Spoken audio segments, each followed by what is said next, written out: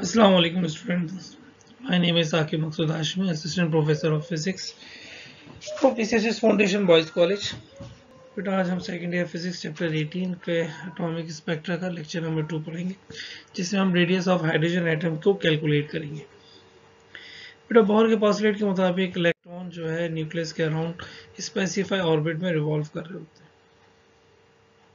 उन्हें इस ऑर्बिट को एनर्जी लेवल का नाम दिया था और ये भी कहा था कि इलेक्ट्रॉन से उन्हीं ऑर्बिट में एग्जिस्ट करते हैं जहां पर उसका एंगुलर मोमेंटम nh/2π के इक्वल होता है। सपोज करें एक इलेक्ट्रॉन है जो हाइड्रोजन एटम में nth ऑर्बिट के अंदर रिवॉल्व कर रहा है। बेटा ऑर्बिट नंबर की बात हम यहाँ पर ऑर्बिट को फर्स्ट सेकंड थर्ड नहीं कह रहे बल्कि nth ऑर्बिट की बात कर रहे हैं, और उस ऑर्बिट में इलेक्ट्रॉन की स्पीड को हमने किससे जाहिर किया, vn से रिप्रेजेंट किया हुआ।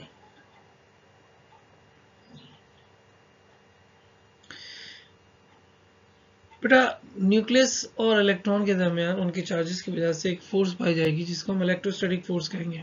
न्यूक्लियस इलेक्ट्रॉन को अपनी जानिब खींच रहा है, ये इलेक्ट्रोस्टैटिक फोर्स की direction towards the centre of the orbits हो जाएगी। बेटा वो फोर्स जो किसी भी बॉडी को सर्कुलर पाथ में मोटेट कर पाए उसको हम सेंट्रीपिटल फोर्स भी कहते हैं।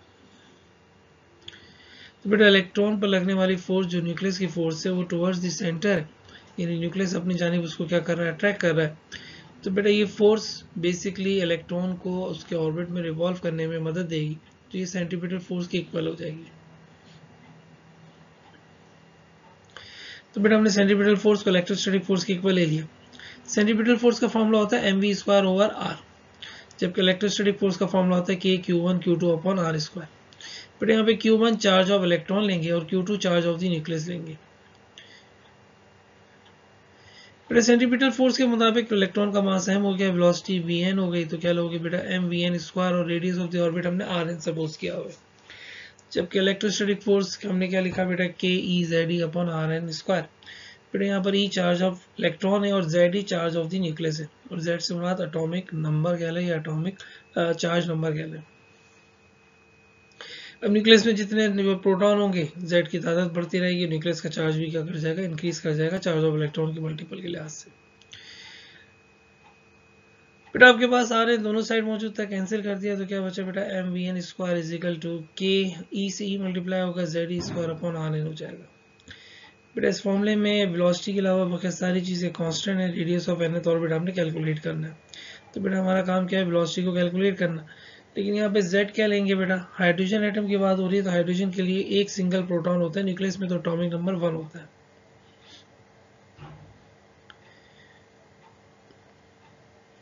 तो बेटा फॉर्मूला क्या हो जाएगा, mvn² ke²/rn। बेटा radius of the velocity orbital speed of the electron calculate करने के लिए हमने बोर के पोस्टुलेट की मदद ली। बोर ने कहा था कि इलेक्ट्रॉन से उन्हीं ऑर्बिट में एग्जिस्ट करता है जहां पर उसका एंगुलर मोमेंटम nh/2π के इक्वल होता है। बेटा एंगुलर मोमेंटम का फॉर्मूला होता है mass into velocity into radius. तो एल की जगह आप क्या लिख दोगे, mvr।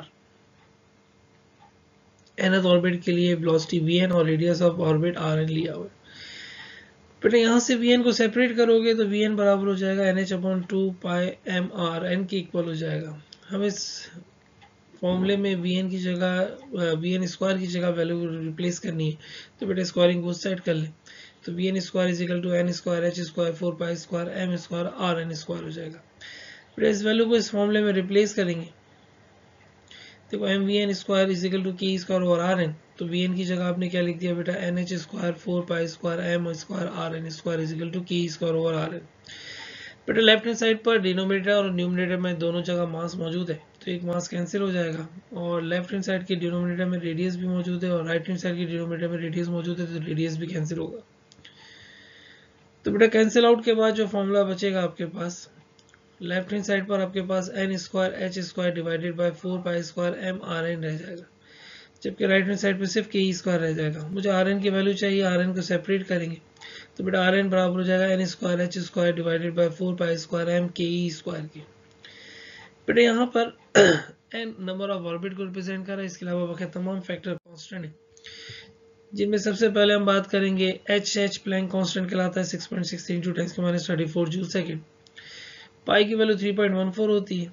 Mass of electron 9.1 × 10⁻31 kg है। चार्ज ऑफ इलेक्ट्रॉन 1.6 × 10⁻19 कूलम है, जबकि कूलम कांस्टेंट की वैल्यू 9 × 10⁻9 न्यूटन मीटर स्क्वायर पर कूलम स्क्वायर के इक्वल है।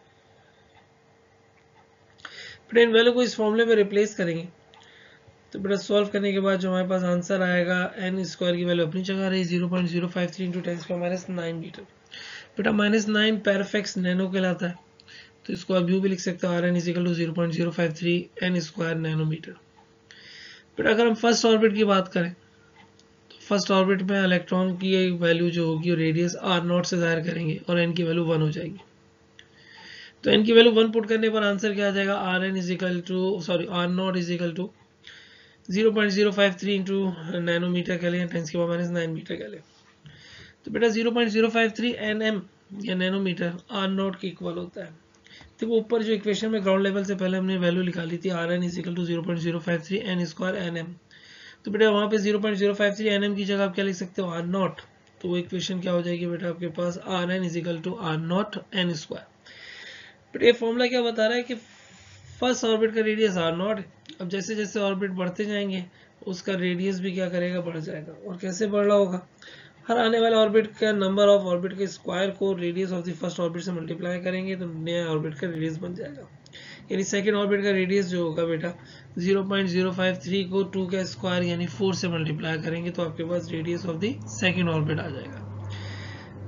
बेटा यहाँ पर हम radius of the orbit calculate करने के बाद नेक्स्ट लेक्चर में इंशाल्लाह एनर्जी ऑफ ऑर्बिट्स या binding energy of electron calculate करेंगे। थैंक यू बेटा, अल्लाह हाफिज़।